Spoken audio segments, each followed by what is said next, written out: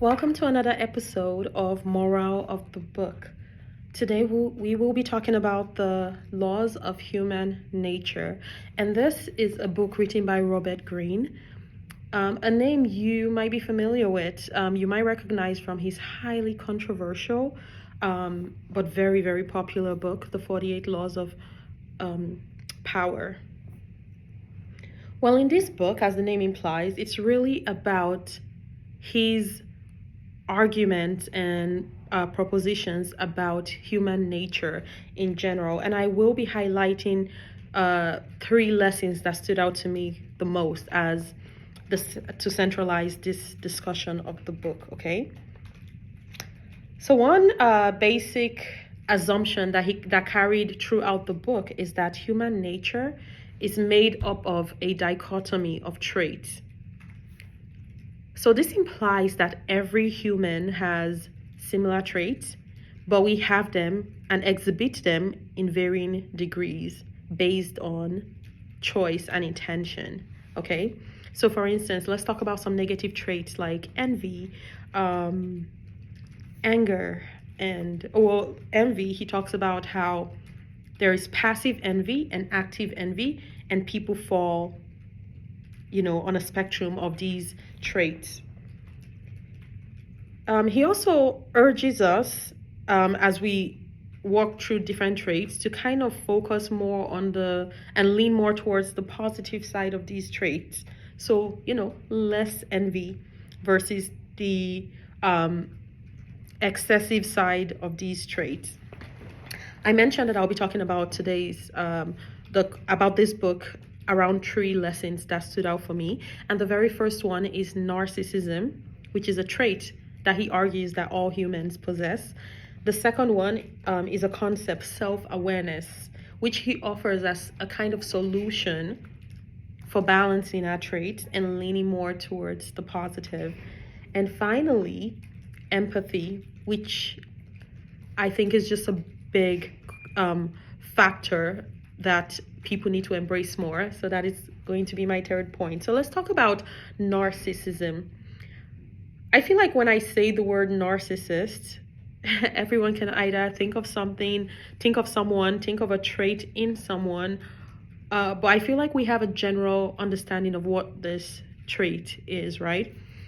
Greene argues that every human has some narcissistic traits, but those whom we call narcissists, perhaps those we've had relations with that we identify or accuse of being narcissist, are those who exhibit an abundance of this trait, whereas the rest of us, exhibit it in, smaller amounts or more suppressed amounts. By the way, which he urges us to do more of all the traits. He urges us to kind of lean more towards the positive sides of them. So for negative traits, that means the, minimal of it, since we can't really get rid of it, according to him. And for the positive traits, embracing in abundance those traits in us.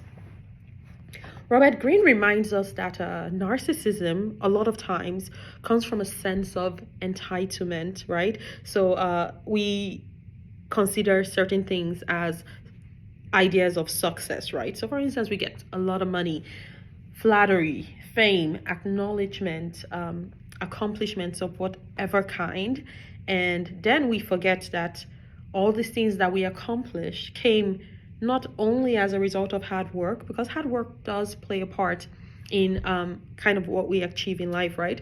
But they came to a great extent as well as a result of luck, right? Luck is a big factor. As a result of teachers we met along the way, right? Both formal teachers and informal teachers we met along the way in our lives. As a result of family, both good and bad, acquaintances, and in a great deal, the goodwill of a lot of people whom we've encountered throughout our lives, right? We tend to forget these things, the real cost of success, and we tend to start to feel entitled at some point, and then we become self-centered and are likely to exhibit traits of narcissism. So he calls us to do better, okay? So this, and that kind of ties into the second concept that I'll be talking about, self-awareness. Think self-awareness and self-control. This book overall, to be honest, I think is a call to self-awareness. You will find throughout all the chapters a trend of identifying a trait, explaining why we all possess that trait in varying degrees, and explaining how we can do better. Okay, so self-awareness is very much about that. It's the questioning of our negative patterns of thinking and behaving and doing better. Robert Greene calls us to become aware of the many things that trigger emotional reactions from us. Because a lot of times, our negative traits, exhibitions of our negative traits, are tied to emotional reactions. Now, there's a time for everything, right? There's a time to be emotionally reactive. But it's not ideal to always be extremely emotional and extremely reactive, right? It could affect your work, it could affect your relationships, it could affect a lot of things. One way we can overcome that is by building a strong sense of self and self-love, okay? Become more and more aware. Be a student of self. If you remember the famous quote from Socrates who said, know thyself, right? A stronger awareness of self will lead to greater empathy for self, and that will translate into greater empathy for others. So when you observe, when you're very self-aware and you have a lot of self-love, when you see very reactive and emotional traits in others, you're overcome with empathy, a sense of understanding, because you have done the work to understand your own self and how you exist in the world. And you're going to have better understanding of others because truly you have this trait in you, and in many ways you have subdued this trait. You have become you've become more kind and understanding of yourself.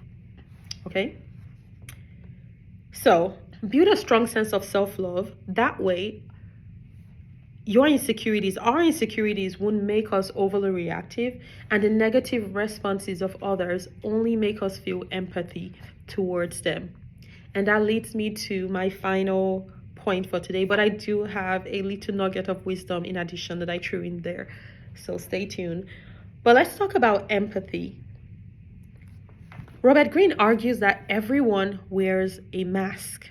We all walk around our day wearing a mask of who we want to be perceived as, how we want to be seen in the world. And this is just a natural reaction from each and every one of us. In fact, he argues often the seemingly boldest ones among us sometimes have the most fragile egos. Now, I will tell you, he has this whole section about fragile egos and how we should avoid them. He says it is important to determine the strength of people's character and avoid toxic associations as much as possible. It's important to be aware of the fragile ego. But that said, he does also call us to be more empathetic, okay? It's more important to master your emotional self, and then you will find yourself easily transforming self-love into empathy. And I did promise, okay, so that brings us to the end, and those were the lessons that I drew, the top lessons for me. Now, remember what I say all the time, reading is very subjective. We could read the same book, and you would take different lessons from the book as I do, and that's kind of why sometimes I love to bring on guests on the show so they can give their perspective of concepts in whatever book we're exploring. Before I go though, I did mention that I'll give you an additional nugget of wisdom, okay? And that is what Robert Greene says about building more empathy. Remember that he ties empathy to self-awareness, to self-control, because if you don't understand and love yourself and show yourself empathy, you can't show that to another, okay? He does mention that meditating on our immortality builds empathy. Now, what does it mean to meditate on your immortality or reflect or think about your immortality? One thing that we all share is that someday we're all gonna die. And I'm not saying that because it's a negative thing. I'm saying that because it's a fact, and I do agree with him in those terms. When we meditate on our immortality, we become aware that we are not the most important person in the world. And that centers us a bit. And that also helps us focus on the things that matter most. So, this is something we should do from time to time. Death comes to both the rich and the poor alike. So, thinking about that and considering that, the people we revere, the people we hold in such high esteem, and the people we look down on, we all ultimately end up with the same fate. So, what are we going to do with the time we have here now? And that brings us to the end of this episode. I am currently reading several other books, which I'm going to record another podcast episode to introduce to you, just kind of give you a highlight of the books that are to come. But this is the end of this one. Until next time, stay tuned. Bye-bye.